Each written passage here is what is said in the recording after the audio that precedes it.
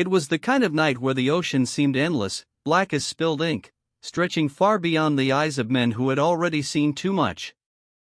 The boy stood near the railing of the ship, clutching the rough wood as if it might steady the storm inside his chest. He was just one face among hundreds, another young immigrant with pockets as empty as his stomach. But what he didn't know, what none of them knew, was that buried inside his restless heart was a blueprint, a map of shadows, that would change America forever. The Statue of Liberty wasn't glowing yet, not from where he stood. It was still a faint outline, like a dream you weren't sure was real. Some around him whispered prayers in Italian, others cursed the cold Atlantic wind, pulling their coats tight against the bite of February. To them, America was a promise. To him, America was a gamble. And gamblers don't pray. They calculate. The sea rocked gently, hypnotically, pulling men into memories of Sicily, the smell of lemon groves, the church bells echoing across narrow streets, mothers humming lullabies to keep the wolves of hunger away. But the boy had stopped believing in lullabies long ago. He knew the wolves followed you no matter where you went.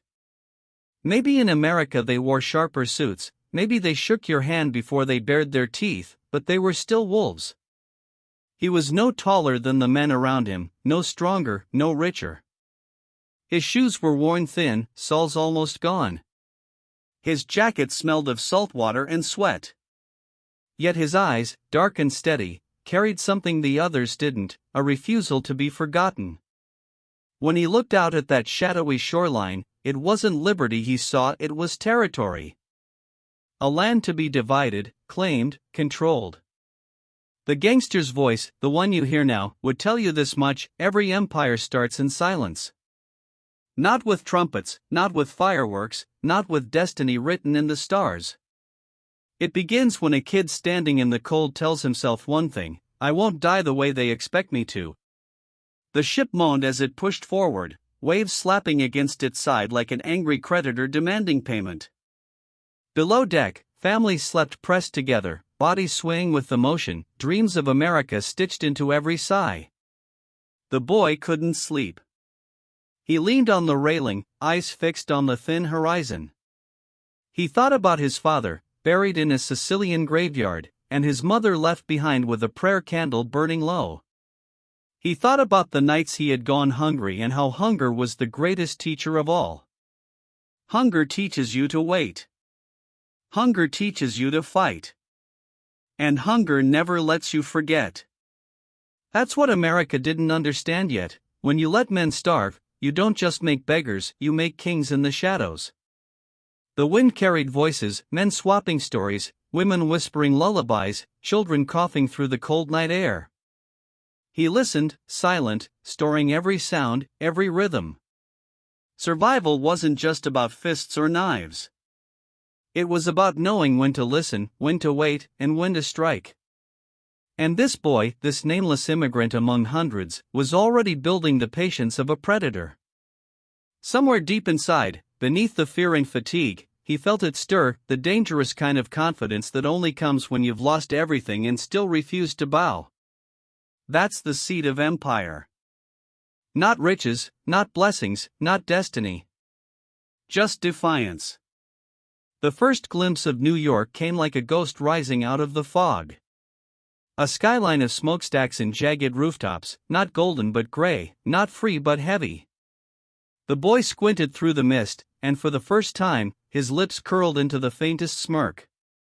He understood something in that moment that others didn't: America wasn't going to hand him a damn thing. He would have to take it. The gangster's voice slows here, softer, almost like a lullaby. You see, kid, the streets don't give, they test.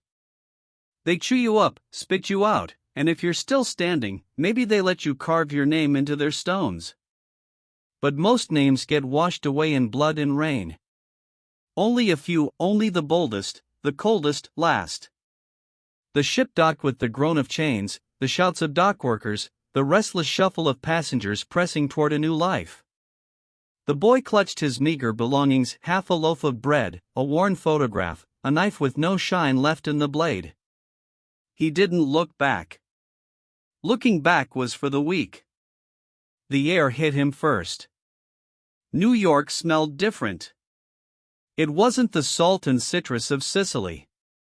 It was smoke, coal, sweat, horse manure, and something else: opportunity, if you knew how to smell it. Streets stretched ahead, crowded with wagons, vendors, beggars, thieves. Men in bowler hats hurried by with cigars clamped between their teeth. Newsboys shouted headlines, their voices sharp as broken glass. Policemen stood on corners, batons swinging casually, eyes already suspicious of foreign faces. And the boy thought, so this is America. This is the empire I'm supposed to worship. Fine. But if they won't open the doors, I'll learn how to pick the locks. He melted into the crowd, one face among thousands.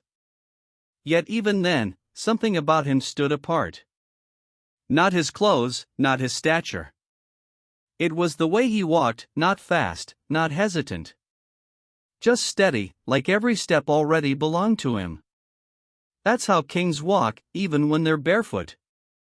The gangster's voice leans in now, almost whispering, if you were there, if you saw him disappear into those alleys, you wouldn't think much of it. Just another immigrant kid chasing a piece of bread. But in the shadows of those streets, in the tenements where rats slept closer than brothers, a seed was planted. A seed watered by blood, betrayal, and hunger. And one day, that seed would grow into something so big, America would never sleep again. The night settled over the city as the boy entered the Lower East Side. Lamps flickered on, casting weak halos over cobblestone slick with grime. Somewhere in the distance, a violin played from an open window, fighting against the sound of drunks stumbling out of saloons. Children ran barefoot, dodging carriages, laughing in the face of danger. And the boy, he was already thinking ahead. Already planning. Because even then, before the first hustle, before the first crime, before the first dollar folded into his pocket, he understood one thing. Power doesn't wait for you. You take it in the dark. Or you never take it at all. And that's where his story begins, a story of how a boy with nothing built the kind of empire that never closed its eyes. An empire made not in daylight, not with laws or prayers, but in whispers, shadows, and the kind of dreams men only have when they can't sleep. They say the Lower East Side was a place where dreams went to die, but for a boy with nothing, it was also the only school worth learning from.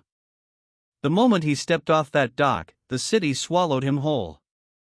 Streets crammed with pushcarts, horses pulling wagons heavy with rotting vegetables, smoke pouring out of factory chimneys that scraped the gray sky. Tenements stacked like coffins, one on top of the other, whole families packed into single rooms where the walls sweated in summer and froze in winter. To the people already hardened by the city, he was nothing but another immigrant face. Just another kid with a foreign tongue and hungry eyes. But he knew how to disappear into the noise. He learned fast, because in these streets, the ones who didn't adapt didn't last. The gangster's voice drips in now, steady, hypnotic. In those days, a kid had two choices. You could break your back for pennies in some factory, where the machines chewed fingers quicker than they chewed cloth. Or you could learn the language of the streets, the kind written in fists, whispers, and shadows. And the boy? He was too smart for factories, too stubborn for pity. He chose the streets. His first lessons came quick. Pickpocketing in crowded markets, slipping coins from purses while yelling distractions in Italian. Running messages for older kids who worked under neighborhood toughs, delivering envelopes sealed in sweat and secrets. And sometimes, just sometimes, standing lookout while men twice his size broke into a shopkeeper's back door. Every job had a price, every mistake a punishment. He took beatings, sure. Learned what it meant to taste blood, to stand up even when your knees begged you to stay down. Respect in those streets wasn't given, it was stolen, piece by piece, from the jaws of the city. There were gangs everywhere, Jewish kids, Irish kids, Italian kids, they all carved their corners out of the same dirty stone. Turf wasn't just about space, it was about survival. A corner could feed you, or it could bury you. And if you wanted to keep it, you had to fight for it. The boy got his first taste of a street fight one summer evening. The air was thick with the stink of horse manure and sweat, the cobblestones radiating heat even after sunset. A bigger Irish kid shoved him near the pushcarts, sneering at his accent, calling him nothing but wop trash. The crowd circled quick, hungry for blood the way only kids can be when the world hasn't taught them mercy yet. He swung wild at first, clumsy, his fists fueled more by hunger than skill. But when the older kid knocked him down, when the laughter of the crowd cut deeper than the punches, something in him shifted. He stopped hearing the jeers, stopped feeling the pain. He just focused on the opening. On the second the Irish boy smirked and lowered his guard. That's when the immigrant kid lunged, teeth sinking into flesh, fists hammering down until the bigger boy's face was nothing but blood and fear. When it ended, the crowd didn't laugh. They stared. And in that silence, the boy understood. Fear was louder than hunger. Respect was born from violence. The gangster's voice dips into a whisper. That's how the streets chewed boys alive. They didn't just beat you, they remade you. They took the softness out of your heart, carved it down until only iron remained.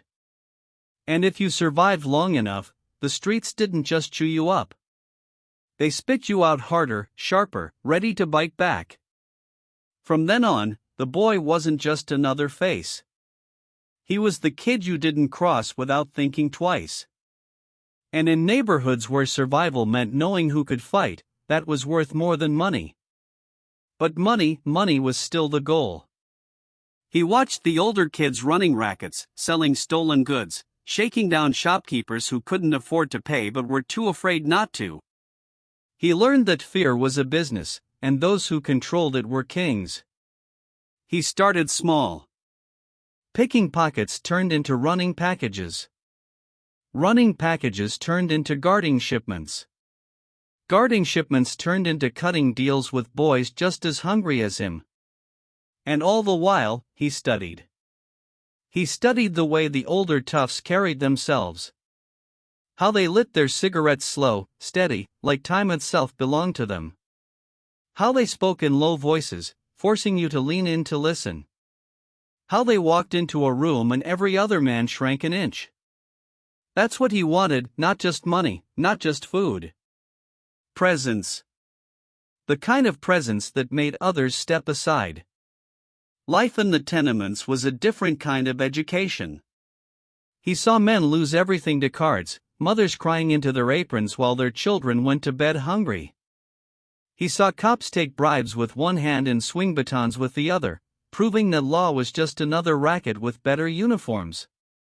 He saw preachers talk about sin on Sundays and place bets on Mondays. And in all of it, he learned one truth: power was the only religion that never lied. The nights were the hardest. Tenement walls thin as paper, babies crying, drunks stumbling home, rats scratching through floorboards.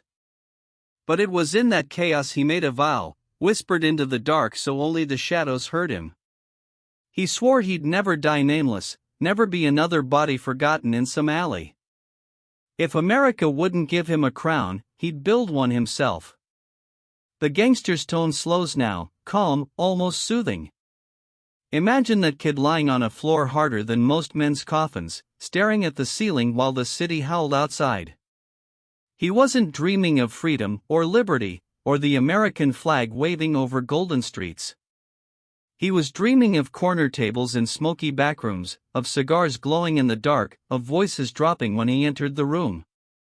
He was dreaming of control, the kind that makes even the law bow its head. And control starts small. A borrowed knife tucked in his pocket.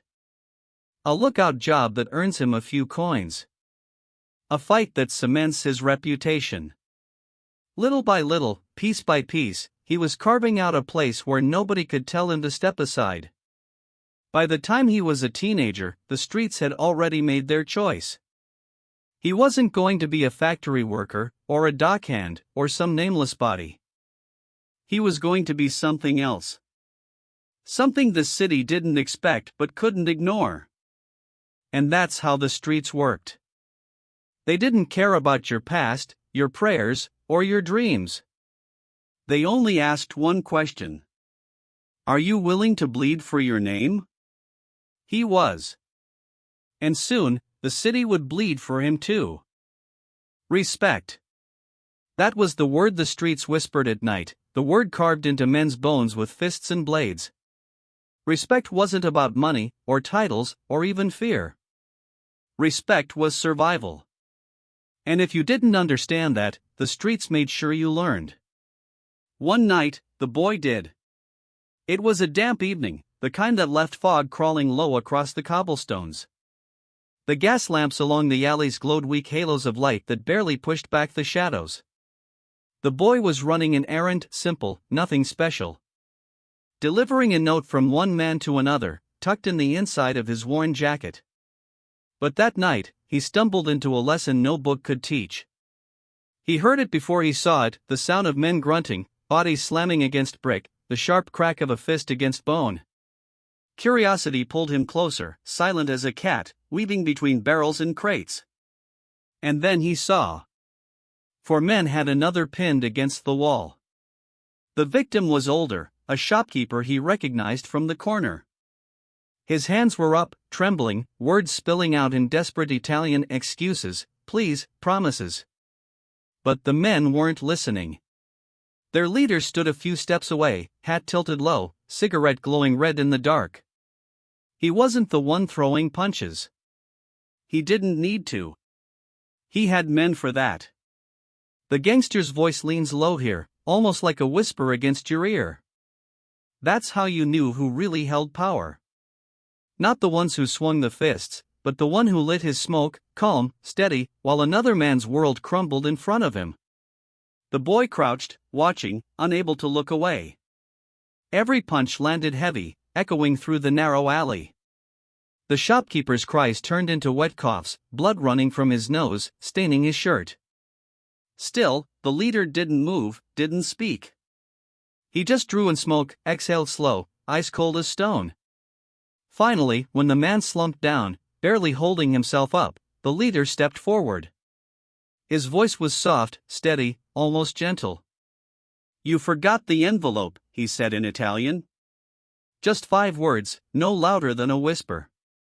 But those 5 words carried more weight than all the fists combined. The boy felt it in his bones, the silence that followed, the kind of silence only fear could create. Then the leader nodded once, and one of his men pulled a knife.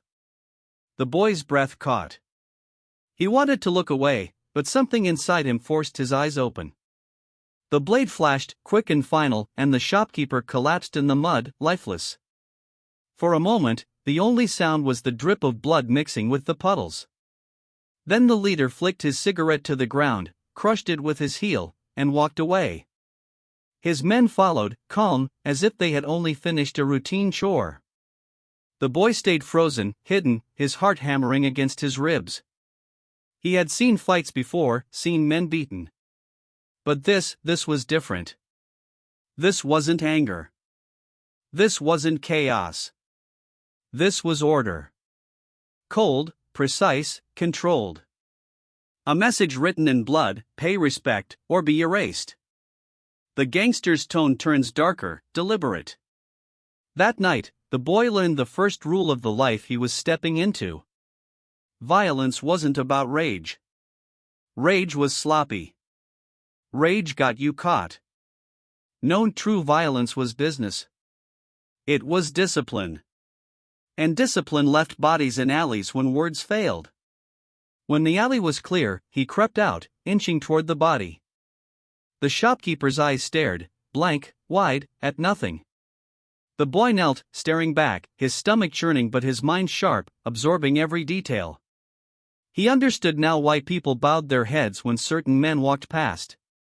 He understood why whispers followed them, why mothers pulled their children inside at night. Respect wasn't earned by kindness. Respect was carved with steel. The boy didn't feel fear, not the kind that made men run. Instead, he felt clarity, a strange calm. The city had shown him its truth, and he accepted it. That night, in that fog-drenched alley, he swore to himself that he would never be the man against the wall. He would be the one holding the cigarette. As he walked away, the city seemed different. The noises sharper, the shadows deeper. He realized the streets weren't just alive, they were watching, testing, shaping him. And he was ready to be shaped. The gangster's voice softens, lulling the listener toward reflection. Think about it, kid. You're no older than 13, your shoes worn thin, your belly empty, and you just watched a man erase like he was nothing. Most boys would have nightmares. Most boys would run. But him? He didn't run. He walked away with a lesson burning in his chest. A lesson that would carry him to the top. From that night forward, the boy carried himself differently. He wasn't just another immigrant kid scuffling for scraps. He started moving with purpose, watching, listening. He saw the older gangsters not as monsters, but as teachers. And in the back of his mind, he whispered a promise: someday, it would be his turn to teach. The blood in that alley had written the first chapter of his real education. And as dawn broke over the Lower East Side, painting the tenement walls in pale gray light, the boy didn't just wake up hungry. He woke up determined. Because the streets had given him his first lesson in blood. And he was ready for the next. By the time the boy reached his late teens, the city had already started to transform.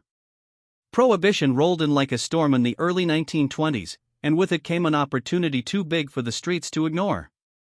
Overnight, alcohol, something as simple as a glass of wine, became gold. And where there was gold, there were men ready to mine it, no matter how bloody the ground got. The Lower East Side changed with the law. Saloons went dark, their doors locked tight, but their owners didn't close shop. No, they moved underground. Basements, backrooms, hidden behind fake storefronts.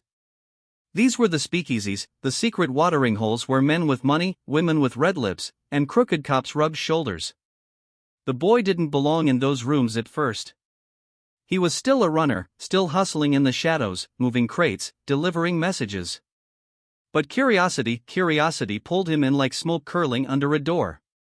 The first time he stepped into a speakeasy, he felt it, like walking into another world. The gangster's voice leaned smooth here, silky as the smoke hanging in the air. Picture it. Dim lights glowing off crystal glasses. Cigar smoke swirling toward low ceilings. A piano whispering soft jazz in the corner. Men in sharp suits, their shoes polished enough to blind you. Women in dresses that caught every flicker of light, laughing with voices sharp as champagne bubbles. This wasn't poverty. This wasn't hunger. This was power dressed up in velvet and silk. The boy stood at the edge of the room, watching, invisible in his worn jacket and scuffed shoes. Nobody noticed him, not really. But he noticed everything. The way money changed hands in plain sight, disguised as friendly wagers or casual tips. The way conversations stopped when a certain man walked past, respect bending the air around him. The way a single nod could send two men into a backroom where deals worth thousands were made. He learned quick that speakeasies weren't just about liquor. They were marketplaces of influence. Judges, aldermen, police captains, they all had their places at those tables. And the men who ran the rooms? They weren't just bootleggers. They were kings, selling dreams by the bottle. The boy became a shadow in those smoke-filled rooms. Running errands, cleaning glasses, carrying crates, whatever kept him close enough to listen. Every whispered deal was another page in the book he was writing in his head. He memorized names, faces, habits. Who drank whiskey? Who liked gin? Who had a weakness for dice? Who couldn't say no to a pretty face? Information, he realized, was worth more than cash. And he was stockpiling it. One night, he caught the attention of a man who didn't miss much: Arnold Rothstein. They called him the brain of organized crime, the man behind the curtain, pulling strings while others danced. Rothstein wasn't loud, wasn't flashy. He sat quiet at his corner table, cards in hand, smile sharp as glass. The boy served drinks to his table, hands steady, eyes down, but not too far down. He let Rothstein see that he was watching, learning. The gangster's voice lowers, calm, deliberate. See, that's the trick. In a room full of wolves, you don't bark. You don't growl. You sit quiet. You watch. And when the right wolf notices you, that's when the real game begins. Rothstein said nothing to him that night. Not a word. But the glance, the faint smirk, it was enough. It told the boy that he had been seen. And being seen was the first step to being remembered. From then on, the speakeasies became his classrooms. He saw alliances forged over glasses of rye, rivalries sparked by crooked card games. He saw how men laughed together one night and put bullets in each other the next. He saw women who could ruin a man with a whisper, and cops who sold their honor for the price of a bottle. And he liked it. Not the drinking. Not the gambling. But the power. The feeling that in these rooms, the Real America was being built not in City Hall, not in Washington, but right there in the haze of smoke and jazz. The gangster's tone takes on a reflective calm. That's the thing about power, it's seductive. You don't notice it creeping in. One day you're serving drinks. The next, you're sitting at the table. And once you sit at the table, you'll never settle for standing again. But danger lurked in those rooms, too. The cops raided often, smashing bottles, swinging batons, dragging men into the street. Rival gangs tried to muscle in, spilling blood across polished floors. Trust was as fragile as glassware. The boy saw men he'd spoken to one night vanish the next, their bodies pulled from the river. It didn't scare him. It fascinated him. Because in those disappearances, in those betrayals, he saw opportunity. Every man who fell left space for another to rise. And he intended to rise. Little by little, he started working closer to the action. Carrying money. Guarding doors. Running small games in backrooms. His cut was small, but his experience was priceless. He learned how to talk without saying too much. How to listen for the meaning behind words. How to keep his face steady even when the room was boiling. Respect started to follow him, subtle at first. Men nodded when he passed. Women noticed the way he carried himself, shoulders back, eyes steady. He was no longer invisible. He was becoming someone. But with recognition came risk. Older gangsters didn't like ambitious kids sniffing around their business. Jealousy was as dangerous as bullets. And the boy knew one wrong move, one step too fast, and he'd end up face down in some alley, another forgotten immigrant with broken dreams. The gangster's voice sharpens for a moment, then softens like smoke. So he moved careful. Calculated. He took what he could, when he could, but never too much, never too soon. Because patience is the knife you keep hidden until the night you need it most. In those smoke-filled rooms, dreams were sold by the glass. Men came in nobodies and walked out thinking they were kings until the city reminded them otherwise. But the boy? He wasn't drinking. He wasn't gambling. He wasn't wasting a dime. He was investing in himself, in his knowledge, in his future empire. By the time he left those rooms at night, his clothes still smelled of cigars and whiskey.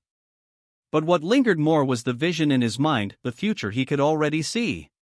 A future where he wasn't serving drinks, wasn't watching from the corner. A future where he was the man with the cigarette glowing in the dark, and others leaned in to hear his whispers. That was the dream he bought in those rooms. Not liquor. Not cards. Power. And soon, he would learn how to take it. They say the first time you taste real power, it's sweeter than wine and sharper than whiskey. For the boy, that taste didn't come from money in his pocket, or from a woman's glance, or even from respect whispered behind his back. Nope, his first taste came the night he stood up for himself and realized the city would finally have to take him seriously. It started in a basement speakeasy, one of those cramped joints where the plaster was peeling, the jazz band played too loud, and the liquor was so strong it burned holes in your chest. The boy was running errands for one of the older crew, carrying envelopes stuffed with cash between the tables. Easy work, but risky. Everybody wanted a piece of that money, and a kid with quick hands was a tempting target. That night, a local thug tried him. A big guy. Polish. Rough hands and a mean laugh. He grabbed the boy by the collar, shoved him against the wall, and snarled for the envelope. In the old days, the boy might have handed it over. Played the victim. Lived to see another day. But something in him shifted. The gangster's voice cuts in low and calm. That's the thing about respect. Once you've seen how it moves men, once you've seen how it bends rooms, you can't go back to living without it. And when somebody tries to strip it from you, you either fight, or you're nothing. The boy fought. Fast, sharp, not with fists, but with a knife he'd kept hidden in his jacket. One slash across the thug's arm. Not enough to kill, but enough to make him howl and back off. The room froze. Glasses stopped midair.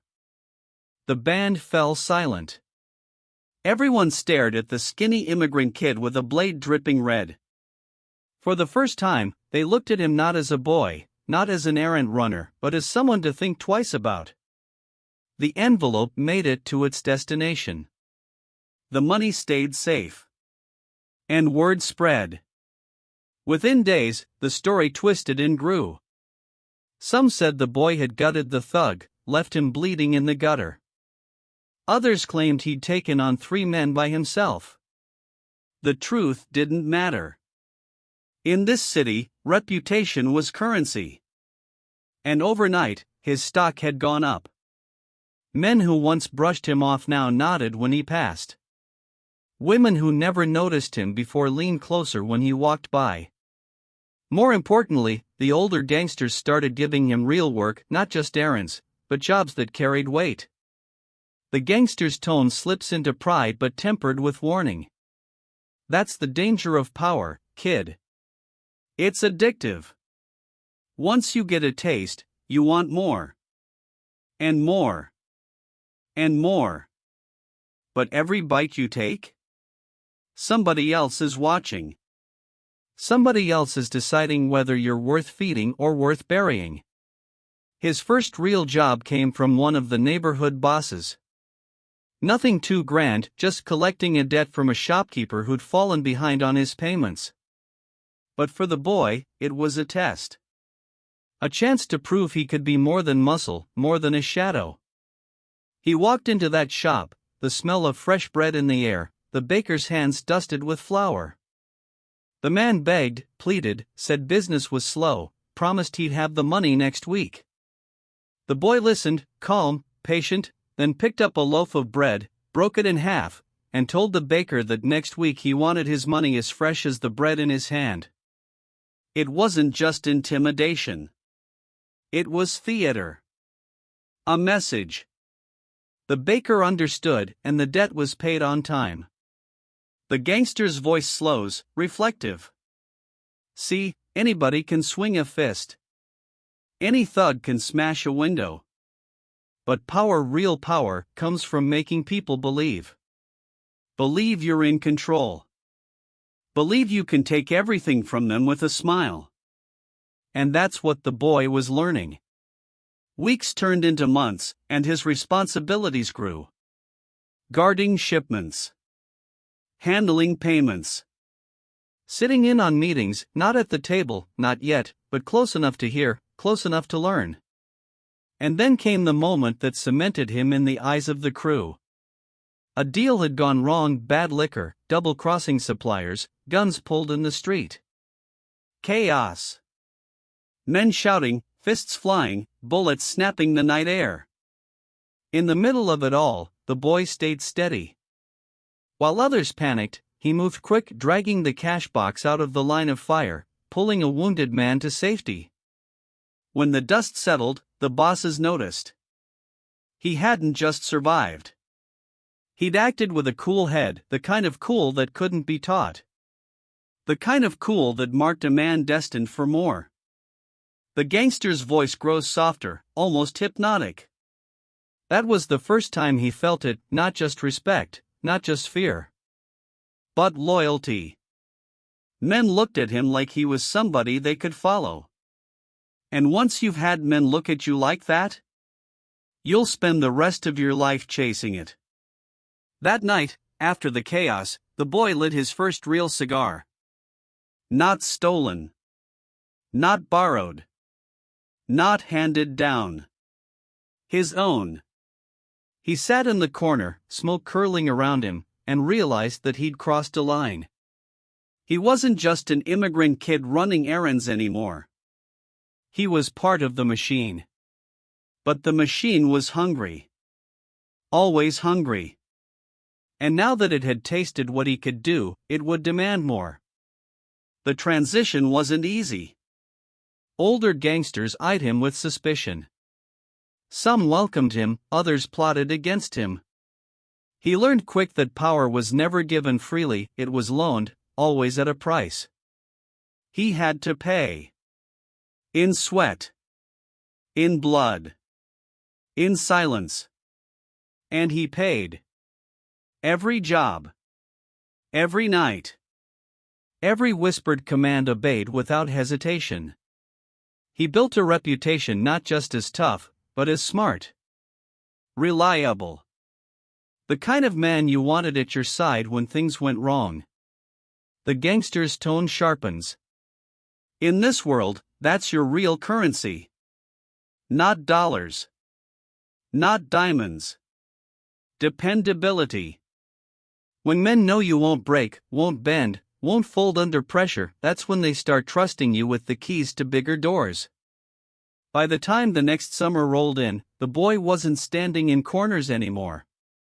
He was sitting closer to the tables, his voice quiet but respected. He was running small crews, collecting cuts, keeping order when fists threatened to fly. And inside, he felt it, that rush, that fire, that dangerous sweetness. Power. His first taste. Not the last. Because once you've had it, once you've seen men follow your word, once you've felt the weight of money in your pocket that you didn't beg for but earned through fear and respect, you can never go back. The gangster's voice drops to a whisper. And the boy? He wasn't going back. Not to poverty. Not to hunger. Not to invisibility. He was moving forward. Step by step. Cut by cut. Until the city itself would have no choice but to bow to him. And the city, though it didn't know it yet, was already bending. Power, once tasted, has a way of attracting shadows. Some shadows follow you in loyalty. Others linger, waiting for the first chance to strike. The boy, still young, still hungry, was about to learn that the streets don't hand out crowns without testing the weight of your blood. It began on a damp night, the kind where the fog rolled heavy off the Hudson and the lampposts cast long, crooked silhouettes on the cobblestones. The boy was walking with two men from the crew, carrying a satchel of cash collected from the week's gambling spots. It was supposed to be routine and drop-off, handshake, whiskey toast. Nothing more. But routine in this life was a myth. And that night, the myth shattered. From the shadows of an alley, three figures emerged. Faces wrapped in scarves, pistols gleaming faintly under the streetlight. They weren't strangers, they were men from the neighborhood. Faces the boy had seen in the speakeasies, men who used to nod at him, drink with him, laugh at him. And now they were blocking his path, hands steady on the triggers. "Hand it over," one of them snarled. The boy froze. His companions shifted nervously, their eyes darting. But the boy wasn't looking at the guns. He was looking at the eyes behind the scarves. There was no desperation there, no panic.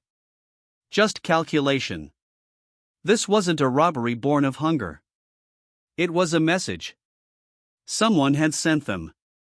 Someone higher. The gangster's voice slips in low and grim.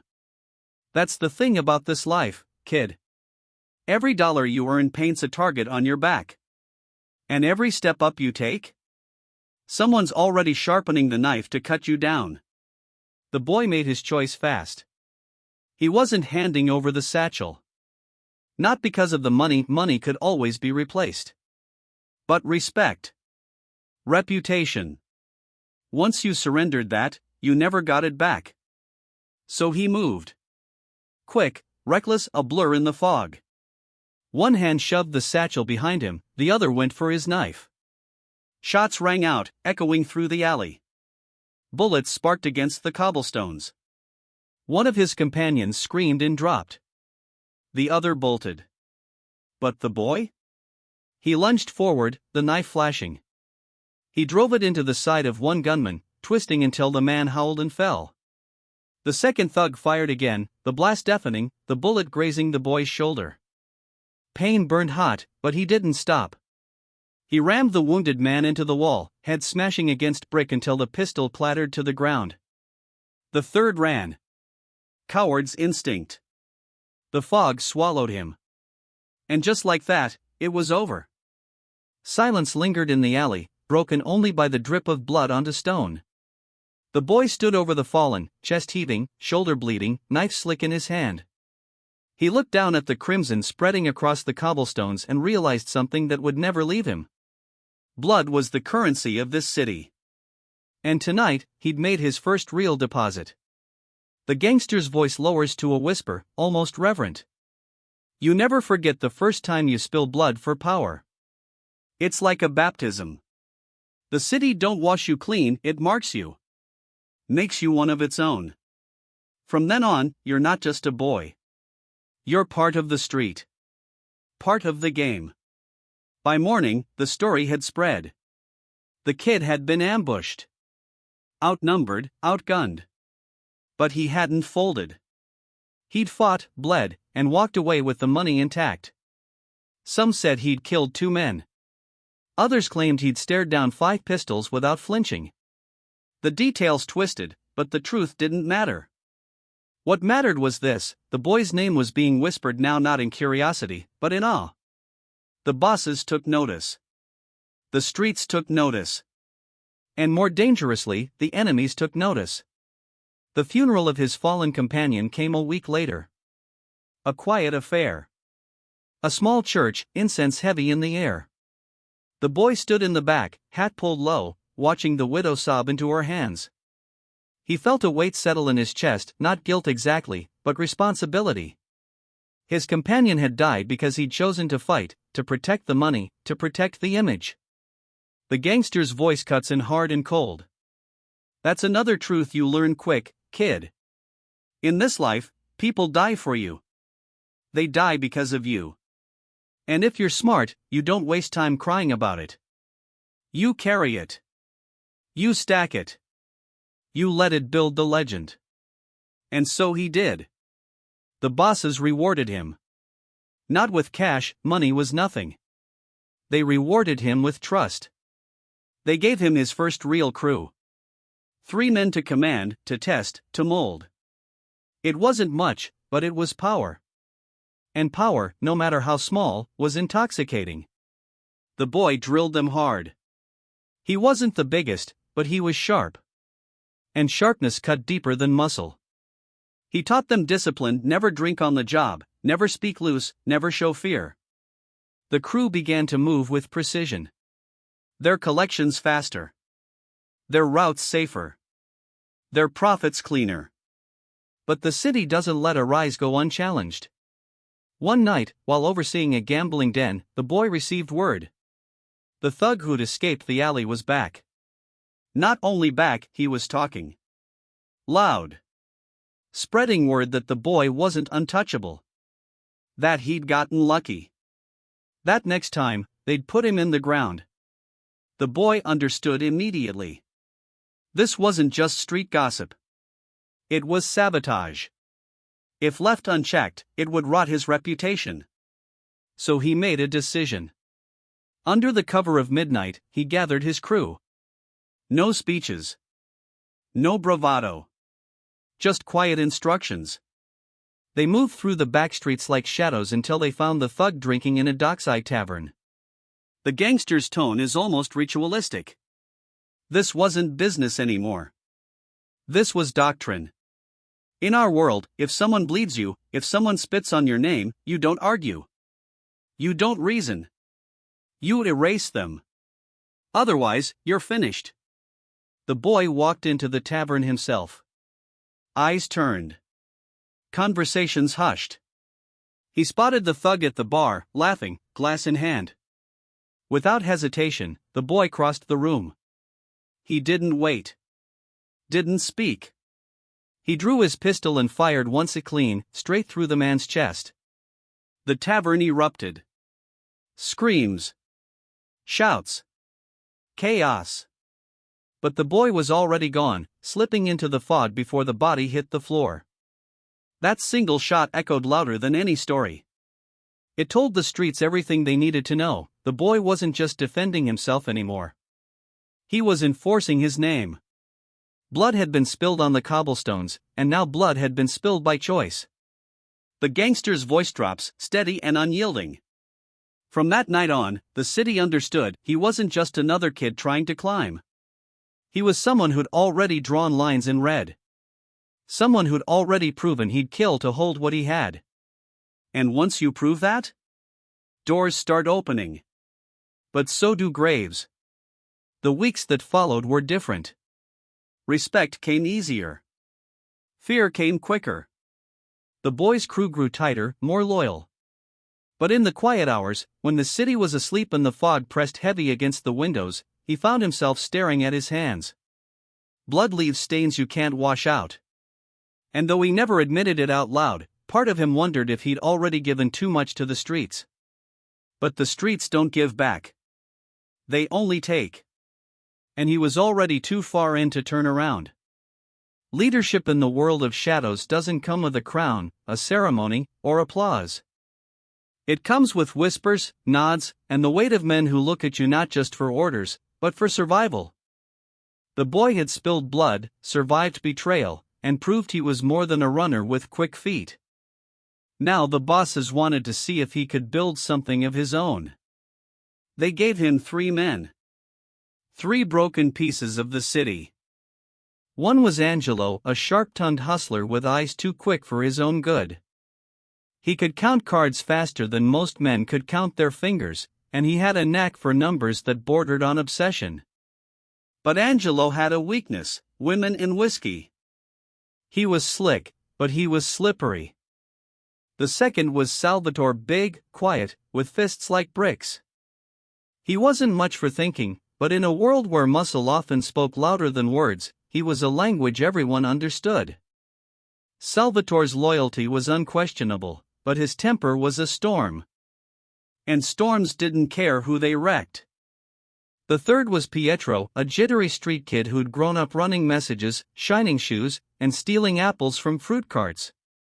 He was young, reckless, and hungry.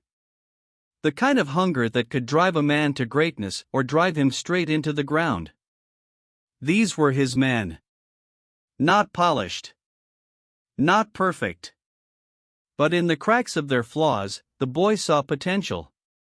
The gangster's voice slips in, gravelly, reflective. That's the trick, kid. Crews ain't built out of saints. They're built out of wolves. You don't polish 'em, you shape 'em. You take the hunger, the rage, the weakness, and you turn it into something sharp. Something lethal. Something that moves as one. And so the boy began shaping them. He drilled discipline into their bones. No sloppiness. No loose talk. Every job was a test, every outing a lesson. Angelo was made to count and recount the cash until he could balance the books blindfolded. Salvatore learned to leash his fists, striking only when told. Pietro, restless and twitching, was taught patience, staking out streets, watching doors, learning that sometimes the smartest move was waiting. It wasn't glamorous. It wasn't grand. But slowly, the 3 became more than men thrown together. They became a unit.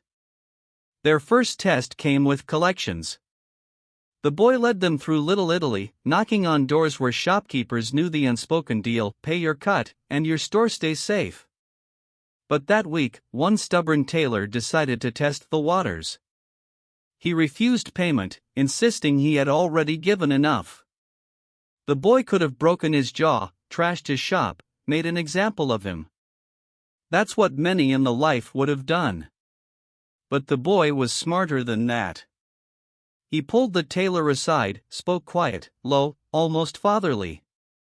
Reminded him of what had happened to shops that didn't play alone.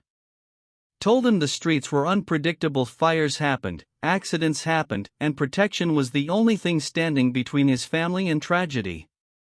The tailor paid up before the night was over. The gangster's voice cuts in, laced with respect. Violence wins you fear. But brains? Brains win you loyalty. And loyalty? That's the currency that outlasts bullets.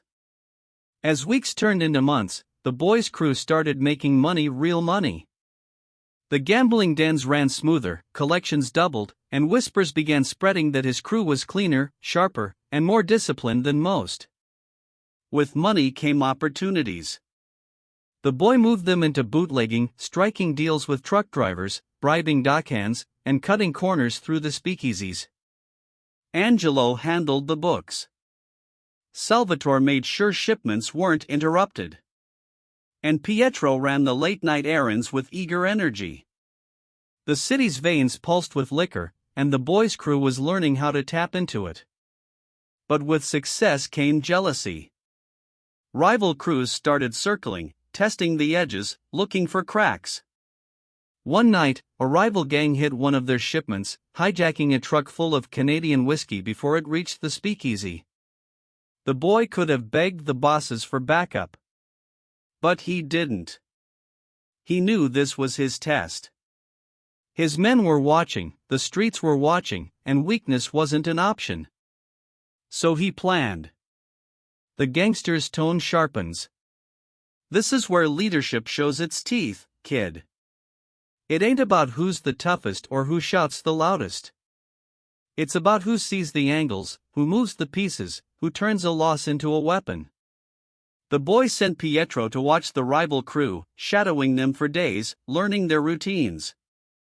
Angelo mapped out the numbers, how much they were moving, where and when. Salvatore? He was the hammer, waiting to strike. When the rivals least expected it, the boy's crew hit back. Not with noise. Not with chaos. But with precision. They hijacked a rival truck, stole back their liquor, and left the driver tied up with a simple note pinned to his chest, * the streets remember who owns them. * The retaliation sent ripples through the city. The bosses heard about it. The rivals heard about it. More importantly, the crew felt it. For the first time, they weren't just following orders. They were part of something bigger, something that felt like it had a future. The gangster's voice dips low, almost proud. That's when they stopped being three men. That's when they became a crew. A family of sorts. Not by blood, but by the kind of bond you only get when you've bled together, stolen together, survived together. Still, leadership is a lonely road.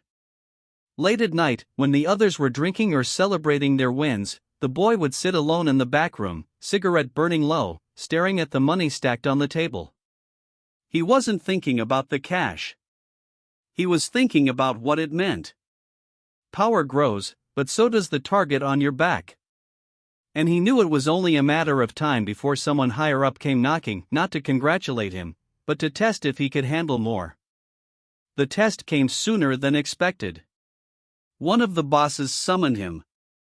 A man older, heavier, with rings on his fingers and eyes like steel.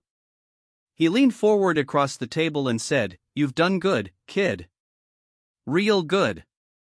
But good ain't enough. You want to keep climbing? Prove you can handle the heat." Then he gave him a name. A debt collector who had been skimming, pocketing more than his share, whispering to rivals, thinking no one noticed. The job was simple: deal with him. Permanently. It wasn't just about removing a problem. It was about seeing if the boy was ready to cross the line from street hustler to true leader, the kind who wasn't afraid to get his hands dirty for the sake of order. The boy gathered his crew. No hesitation. No trembling hands. They tracked the traitor to a shabby apartment above a pawn shop. Angelo handled the lock. Salvatore dragged the man from his bed. Pietro held the gun, trembling with nerves. But the boy didn't let Pietro pull the trigger. He took the pistol himself. Looked the traitor in the eyes. And without a word, ended him. The gangster's voice is cold, steady, final. That's the part most people don't get. Being a leader ain't about giving orders from the back. Sometimes you pull the trigger yourself. Because the crew needs to see it. They need to know you're willing to do the same dirt you ask of them. That's what binds them to you. That's what makes them follow you into hell without question. When they walked out of that apartment, the boy wasn't just a rising street soldier anymore. He was something more dangerous. He was a man with a crew. A man shaping shadows. A man writing his own code into the veins of the city. The cobblestones had tested him. The blood had baptized him. And now the crew, the wolves he had sharpened, were his to command. And the city? The city was starting to whisper a new kind of story about him. Power in the city is never quiet. It stirs the streets like smoke, crawling through alleys, seeping into corners, making men whisper in wonder. The boy had built something, a crew that moved like one, a system that brought in money smooth as clockwork. But in the underworld, success is never private. Every dollar earned shines like a beacon. And every beacon draws predators. The first signs came small. Strange eyes at the edge of speakeasies. Faces that lingered too long outside card games. The boy noticed, though. He always noticed. You don't survive these streets by ignoring shadows, you survive by watching which ones move against you. The gangster's voice growls low. That's the part nobody tells you, kid. The higher you climb, the colder it gets. Because when you're at the bottom, no one bothers with you. But when you start making noise, every other wolf starts sniffing around, waiting for a weak spot to sink their teeth into. And the wolves were coming. One night, the boy's crew was running numbers from a backroom poker game. The night was steady, the cash flowing. Then, without warning, a pair of masked men stormed the place. Guns out, voices sharp. They weren't locals, the accents gave them away. Rivals from uptown.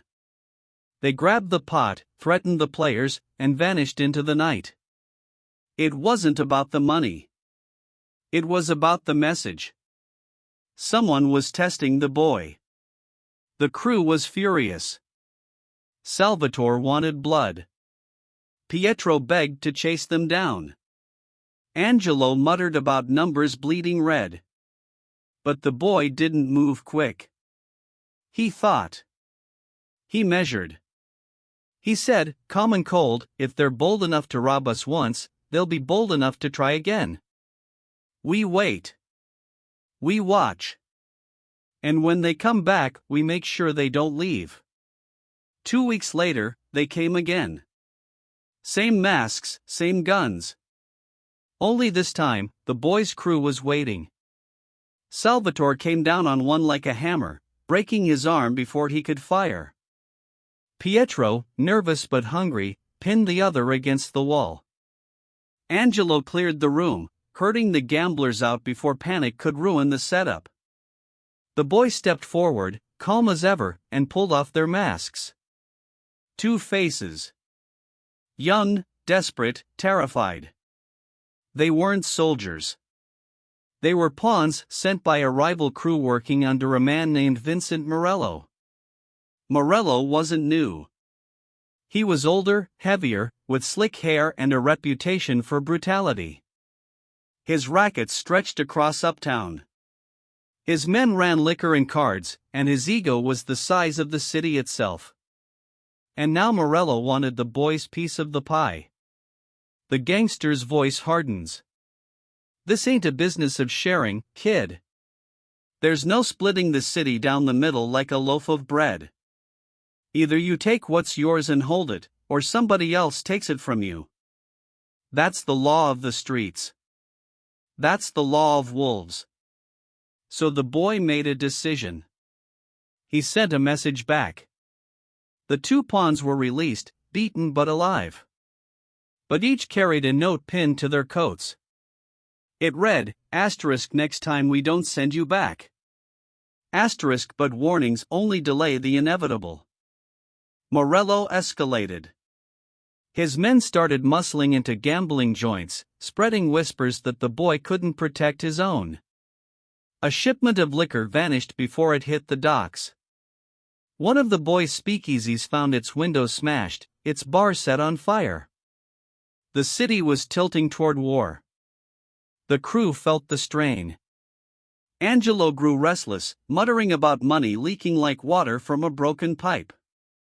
Salvatore's fists itched for revenge, his temper boiling hotter each day. Pietro, reckless and eager, begged for blood. But the boy kept them steady. He reminded them, anger makes you sloppy. Sloppy gets you buried. We don't move till we know where to strike.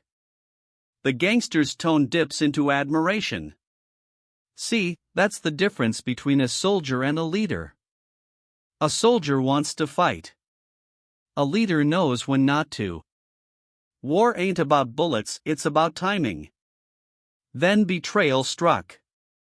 One night, while the boy was meeting with his crew in a quiet backroom, a trusted contact slipped in with news. Morello had a man inside their circle.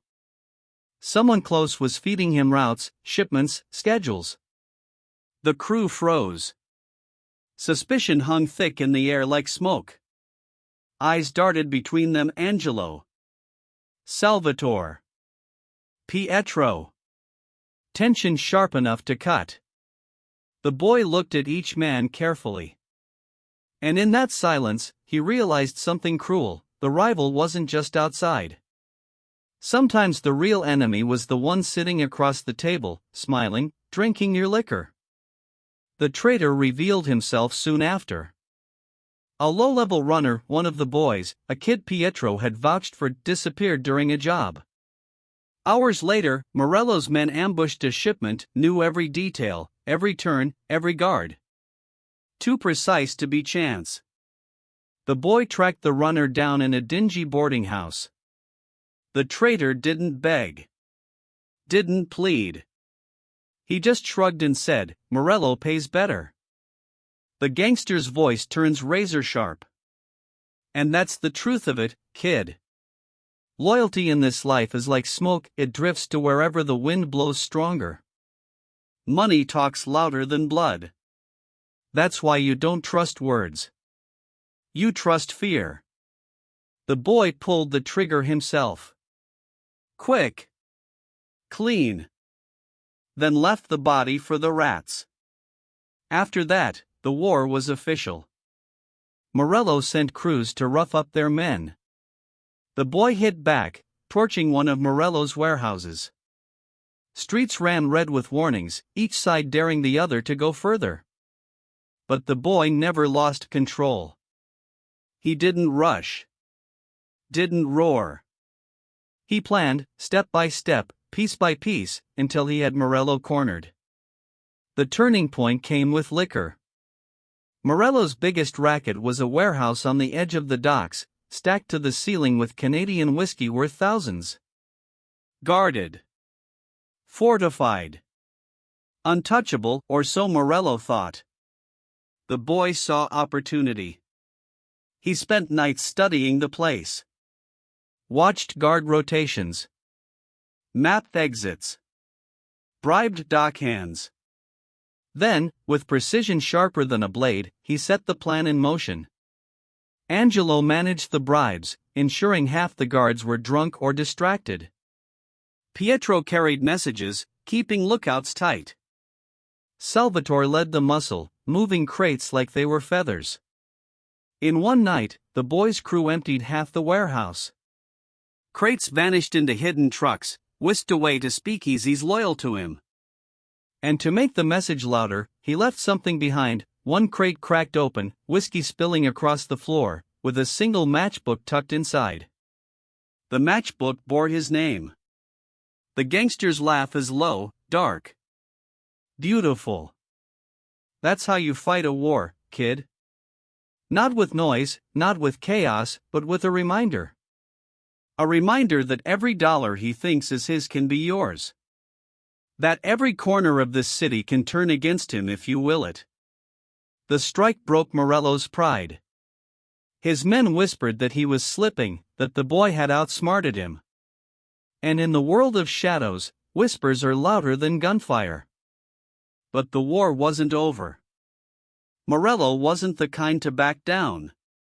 He had one card left to play, something darker. Something personal. Because when men can't beat you with money or muscle, they come for the heart. And the boy, for all his cold calculation, had begun to form bonds. A crew. A family. Weakness in the eyes of men like Morello.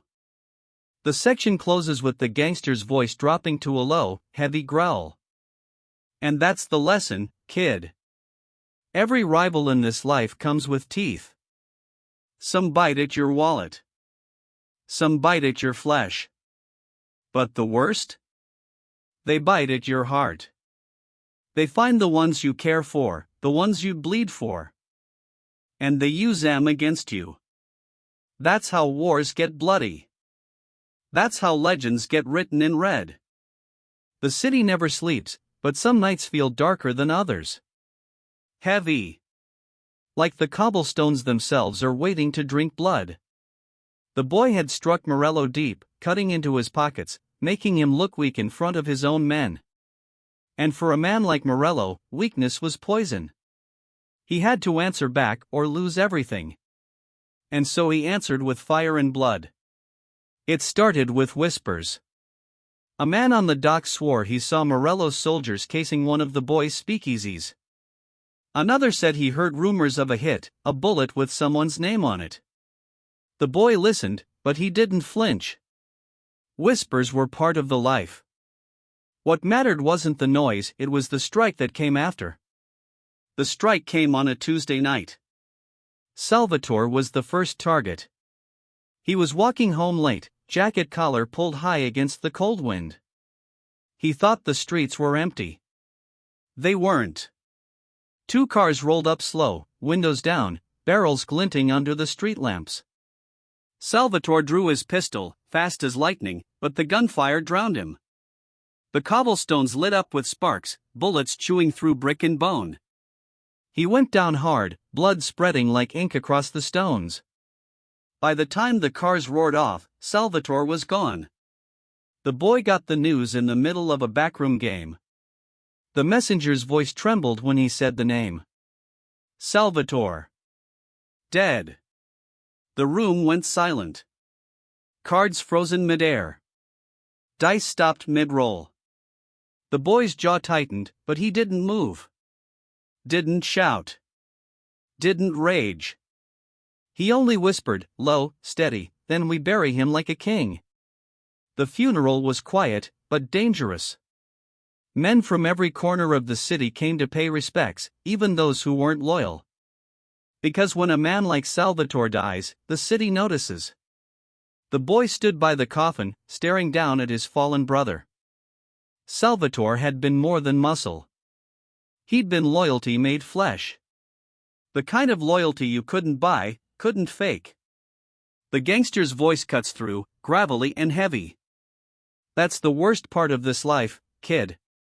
You don't cry for the ones you lose, you harden. You turn grief into stone. Because if you let yourself feel it, if you let yourself break, then the streets will eat you alive. And so the boy didn't cry. He swore vengeance instead. But Morello wasn't finished. 2 weeks later, another strike. This time it was Pietro. The kid was eager, reckless, too hungry for respect. He was running errands, carrying envelopes, meeting contacts. He thought he was untouchable with the boy's name behind him. One night, he never came home. They found him in an alley the next morning. Hands bound. Face battered beyond recognition. A bullet through the back of his head. Pinned to his chest was a note.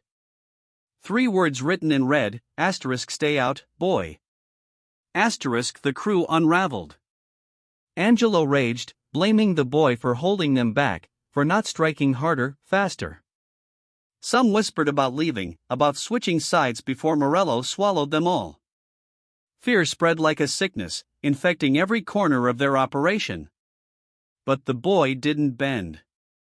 He gathered the crew, what was left of them, and said, "This is what Morello wants, for us to splinter, to fall apart. But listen to me. We don't run. We don't beg. We don't bend. We build. And when we strike, it'll be so deep he won't recover."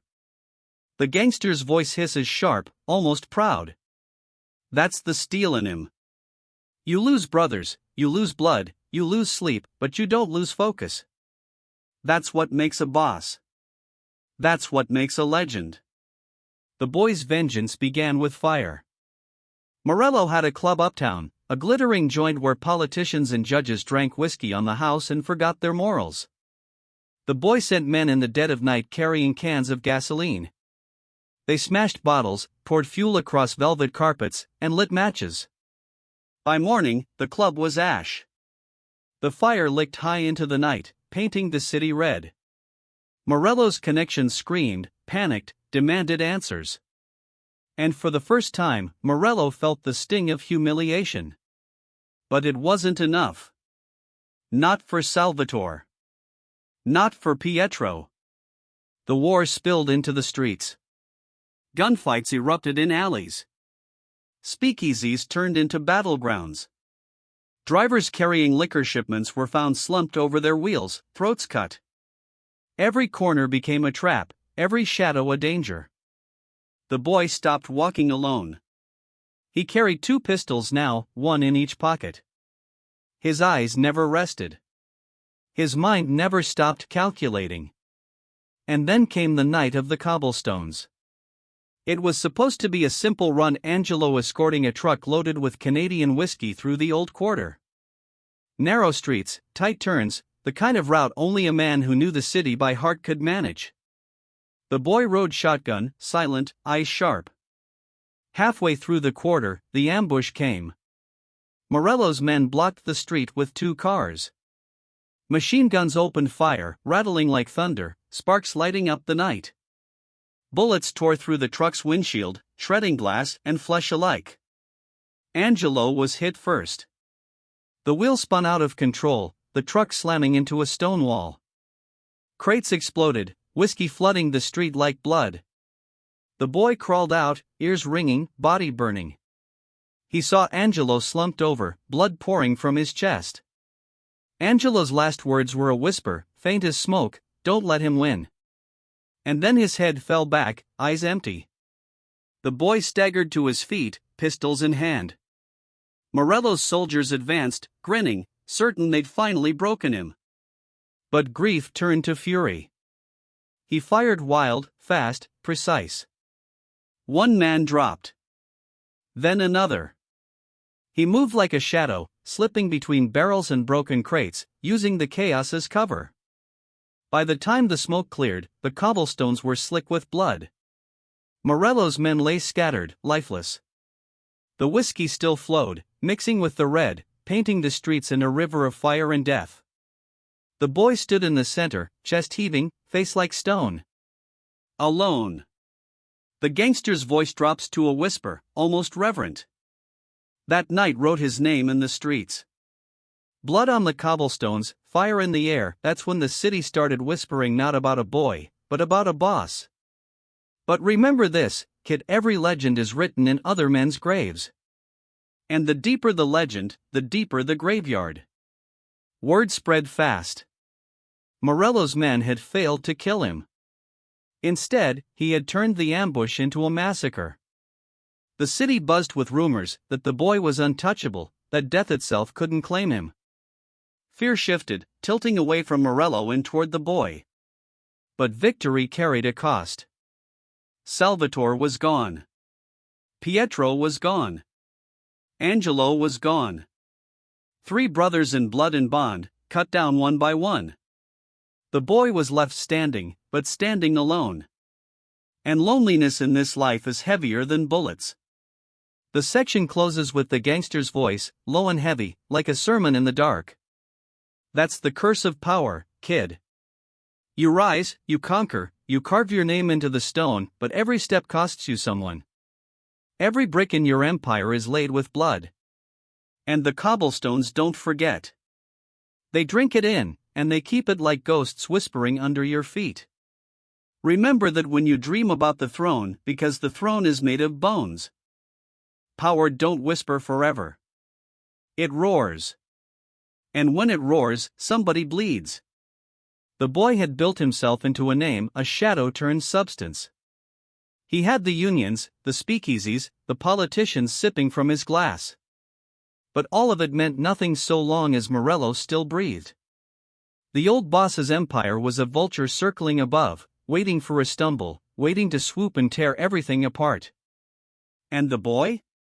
He was tired of waiting. The city was quiet that winter night. Snow fell like ash across the rooftops, blanketing the filth and white lies. But in the boy's heart, there was no quiet. Only fire. At a long oak table in the back of a shuttered restaurant, his men gathered. The air was thick with cigarette smoke and nerves. Glasses clinked. Dice rattled. But underneath it all, tension hummed like a violin string pulled too tight. The boy stood at the head of the table, hands resting on the wood, eyes cutting across every man there. "It's time," he said. No speeches. No flowery words. Just 2 words that carried the weight of blood. The gangster's voice drips into the scene. That's how you know he was ready. See, in this life, you don't ask for permission to rise. You take it. And when you take it, you gotta be willing to drown the streets red. That's the price. That's the commission of blood. The plan was simple, but simplicity is what makes a knife sharp. Morello had his fortress, his headquarters on the north side. A restaurant front guarded day and night by soldiers with eyes sharp and guns ready. But no fortress is perfect. Every man slips. Every man bleeds. And Morello's pride had made him soft. The boy's men had mapped the comings and goings. Who came late? Who left early? Where the guards smoked. Where deliveries came. And so the boy laid it out. 3 cars. 15 men. Strike when the clock hit midnight. No warnings. No prisoners. No survivors. The night came like a slow drumbeat. The boy dressed in black. Coat heavy, hat low, pistol snug against his ribs, Tommy gun resting in the back seat of the lead car. He lit one cigarette, then another, chain-smoking, eyes on the road ahead. His men were silent, every one of them caught between fear and adrenaline. Snow crunched under tires. The city streets blurred past. Until finally they saw it. Morello's place. Lights glowing warm inside, laughter spilling faint through the glass. The boy's jaw clenched. It ends tonight. The gangster's voice low, almost proud. And that's the moment, kid. The crossing line. Before, he was just a hustler playing games of power. But pulling that trigger on Morello's heart? That's declaration. That's when you stop being a name in whispers and start being a name in screams. The cars screeched to a halt. Doors flung open. 15 men hit the snow with iron in their hands. The first shots shattered glass. The front windows exploded inward, showering the room with shards. Screams cut the laughter. Guards scrambled, but the boy's men were faster. Bullets tore through the air like a storm of steel. The boy himself kicked open the front doors. Gunfire thundered, smoke choking the air. He fired with precision, every shot a punctuation mark of war. One guard went down, then another. Tables overturned. Bottles shattered. Blood splashed across the white tablecloths. Inside, chaos reigned. But the boy? He was calm. Focused. He moved through the storm like a conductor leading an orchestra, every man in rhythm, every death a note in his rising symphony. Morello wasn't there. The old boss had left early, his paranoia saving him by chance. But his men weren't so lucky. By the time the boys' guns fell silent, the restaurant floor was painted red. The Empire's soldiers lay broken. The fortress cracked. The gangster's voice cuts in sharp. That's war, kid. You don't always hit the head. But you cut enough of the body, the head starts bleeding anyway. And Morello? He was bleeding now. The city woke to headlines the next morning. Massacre on the north side, 12 dead in gang ambush. The papers screamed. The police scrambled. Politicians pretended outrage. But the streets? The streets buzzed with one name. The boy. He wasn't a shadow anymore. He was a storm. A force. A man who had dared to strike at the throne and walk away alive. Fear spread. Respect followed. And with it came the thing every gangster craves but few ever hold, momentum. But momentum is a double-edged blade. Morello roared. The old boss gathered what men he had left, called in debts, demanded loyalty from anyone who ever tasted his bread. He paid the police more. He bought judges outright. He ordered blood on every corner the boy touched. And the boy? The boy didn't back down. He doubled his men on the streets. Armed every speakeasy. Paid every union stronger. And for the first time, he called his rivals together. It happened in a warehouse by the docks. A meeting of families. Men who once spat at each other, who once fought over turf and whiskey shipments, now sat at one table. Because they saw something they'd never seen before, a kid, young, scarred, with blood still drying on his hands, standing tall enough to unify them. We got two choices, the boy said, voice low, steady. We keep fighting each other until Morello picks us off one by one. Or we put our names together, put our money together, and we bury him so deep the city forgets he ever breathed. Silence. Then, slowly, one by one, they nodded. And in that moment, a commission was born. Not the commission that history books would later write, the Grand Council of Families that ruled an empire. No. This was smaller. Rougher. But it was the seed.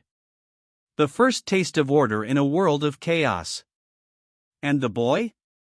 He was at its center. The gangster's voice rasps, almost like a prophecy. That's the thing about blood, kid. Once it spills, it don't dry. It spreads. The boy thought he was just cutting down Morello. But what he really did? He set the stage for an empire. For a commission that would outlive him, outlive us all. But it all started right there, with blood on the snow. The streets grew darker after that. Ambush followed ambush. Car bombs rattled the city. Speakeasies turned into war zones. Coffins lined the churches every Sunday. But through it all, the boy rose higher. Every bullet he survived, every rival he bent, every dollar he collected, it carved his legend deeper. And Morello? The old boss grew desperate. His men thinned. His grip loosened. His empire cracked wider with every week. The city could feel it. The balance was shifting. And the boy was the one tilting the scales. One night, standing again on a rooftop, the boy lit a cigarette, snow melting on his coat. He watched the city flicker beneath him. "This is mine," he whispered. "And no man will take it from me." The gangster's voice closes the chapter, heavy as stone. "That's the sickness of it, kid. Once you start a war, you don't get to walk away. You either win, or you get buried." And the boy? He was too far gone to stop. He'd paid his commission in blood. Now all that was left was to collect. The city was cracking. Every night, gunfire echoed like church bells tolling for the dead. Coffins piled higher. Mothers wept louder. And through it all, two names carried the weight of war: Morello, the old lion, and the boy, the rising storm. But every storm has a purpose.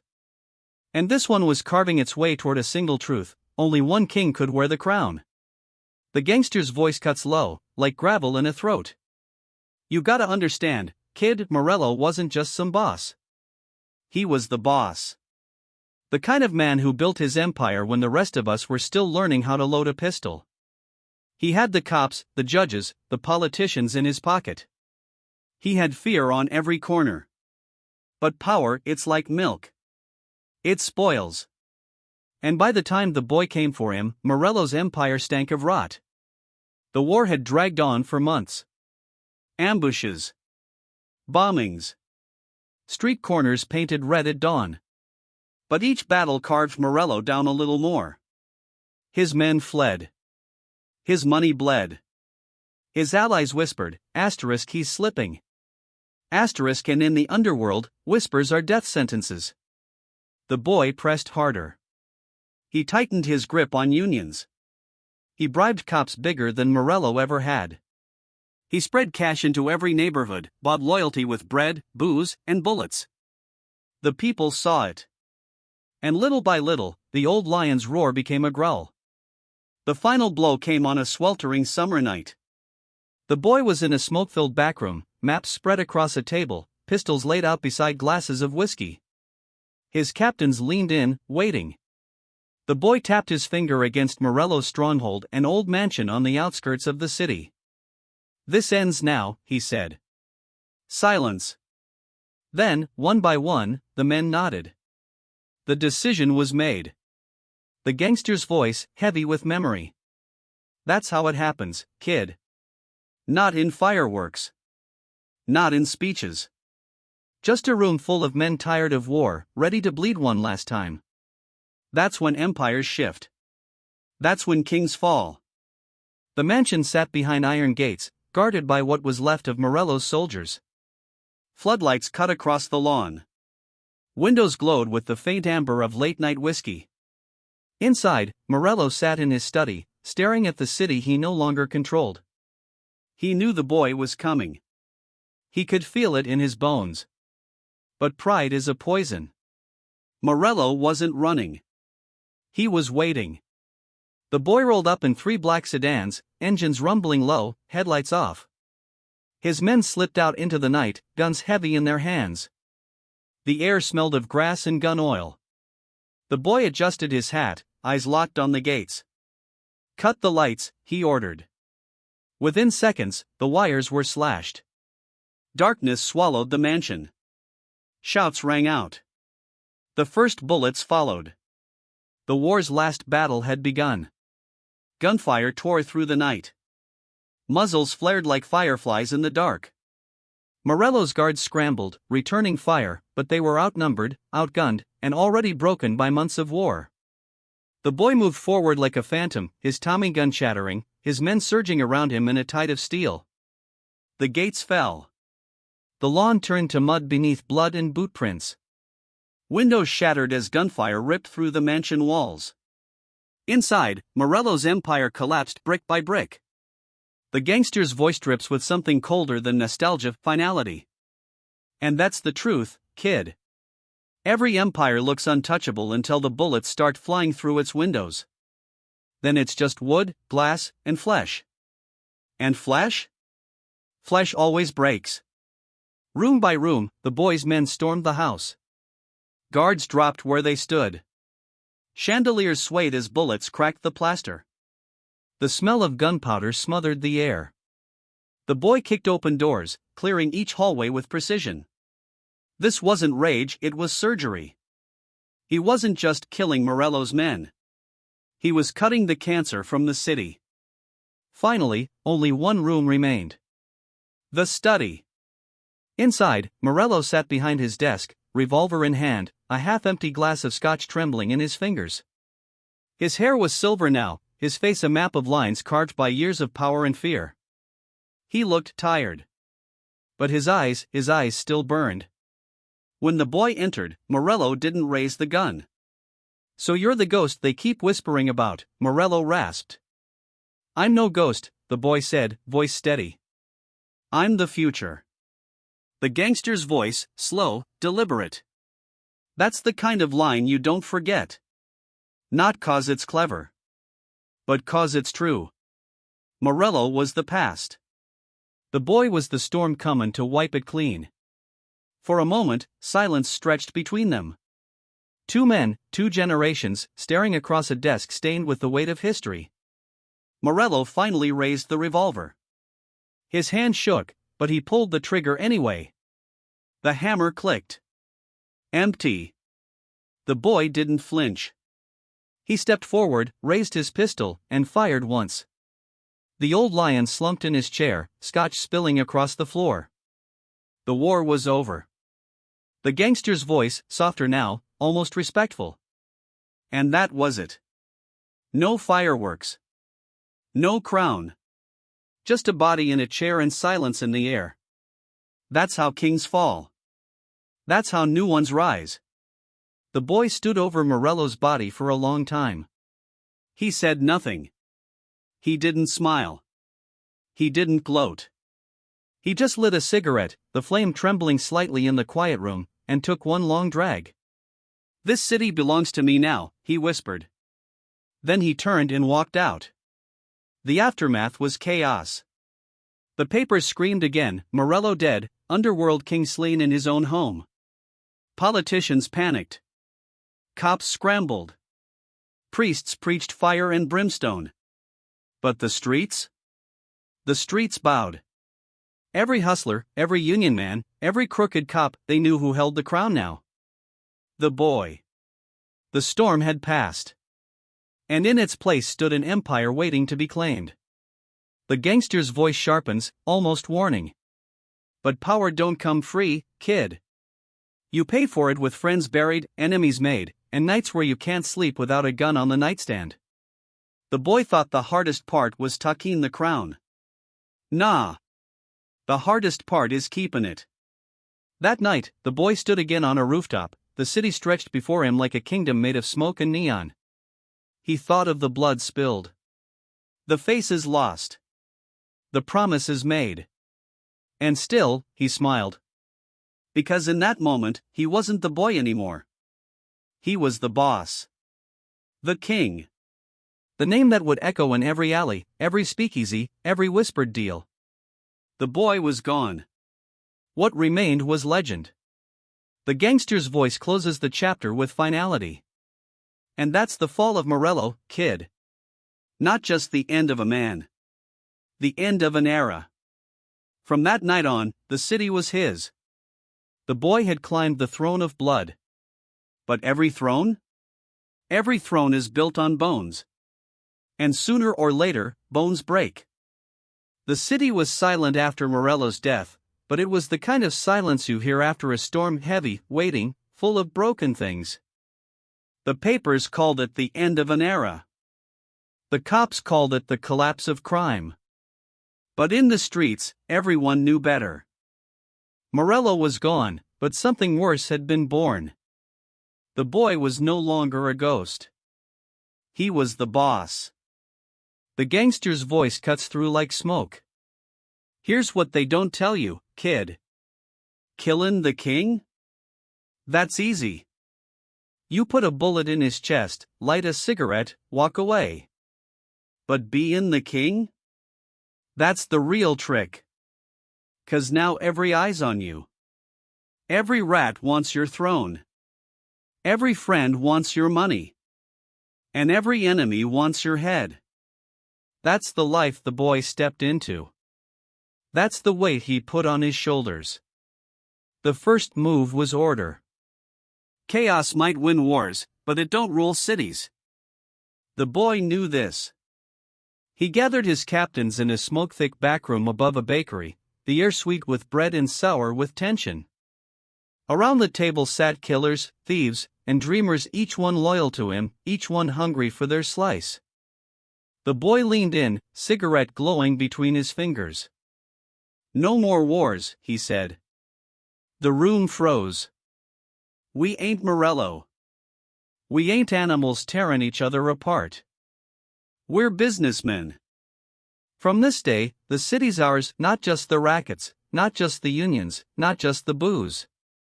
Everything. And we run it like a machine. Smooth. Clean. Efficient." He tapped his ash into an empty glass. "But make no mistake. Anybody who don't fall in line gets buried." The gangster's voice slows, grave, almost reverent. "And just like that, kid, the game changed. No more wild street wars. No more chaos on every corner." The boy wasn't just playing gangster. He was writing the rules. In the weeks that followed, the boy's empire spread like fire. Speakeasies that once paid Morello now sent envelopes to him. The unions marched in his parades. Politicians called him late at night, whispering deals through telephones. The cops, the judges, the aldermen, they all took his money, all bent their knees. The city bent too. Because when the boy said something, it stuck. No more corner shootouts. And there weren't. No more hijackings without tribute. And there weren't.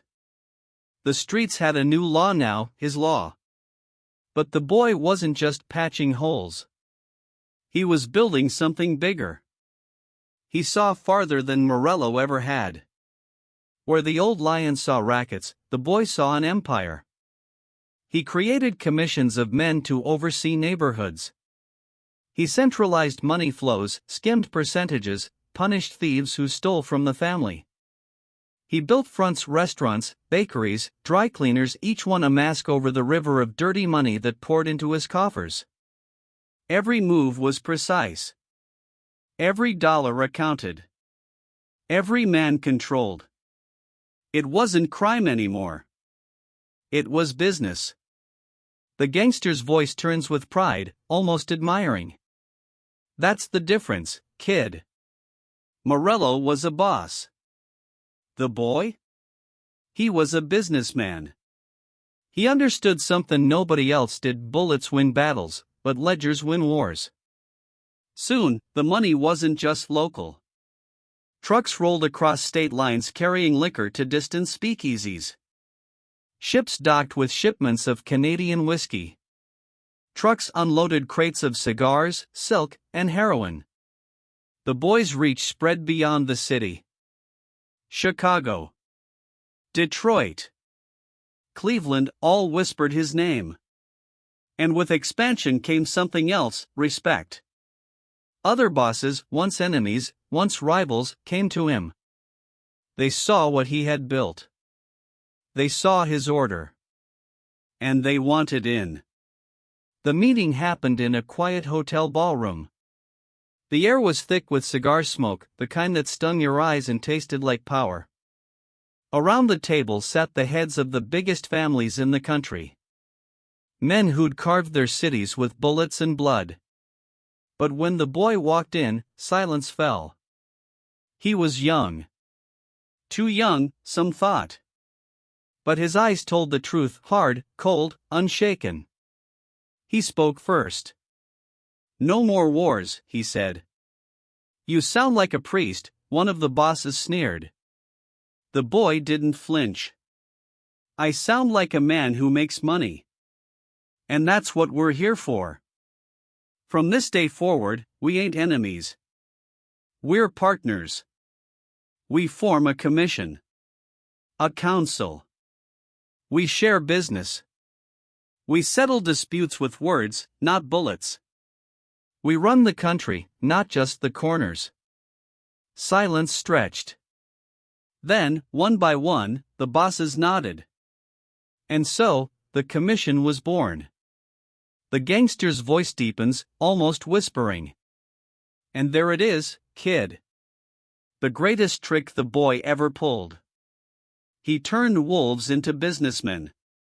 He made the underworld into something close to a government. And he did it without firing a shot. That's the kind of power even presidents envy. The city flourished. Speakeasies bloomed like flowers after rain. Streets hummed with music, jazz spilling from every doorway. Money flowed like rivers, feeding every hungry mouth loyal to the boy. For a while, it seemed perfect. But perfection don't last. With money came greed. With power came envy. And with envy came whispers. Some said the boy was too young. Too bold. Too reckless. Others said he wanted too much, not just his city, but the whole country. And in the world of men with guns, ambition is both crown and curse. The gangster's voice hardens, darker. Here's the poison of being king, kid. You sit on that throne long enough, the same knives you used to climb it start pointing at your back. That's what the boy didn't see, or maybe he saw it and didn't care. Maybe he thought he was untouchable. That's the mistake every king makes.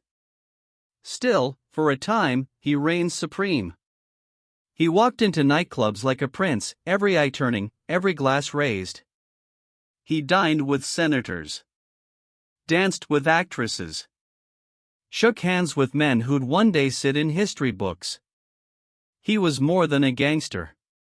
He was a symbol. A shadow king ruling in daylight. The city was his. The country bowed. But beneath the glitter, the cracks were forming. Men he trusted whispered in dark alleys. Allies smiled at his table but clenched fists under it. Federal agents circled closer, hungry for headlines. And the boy himself? He was growing harder. Colder. Less forgiving.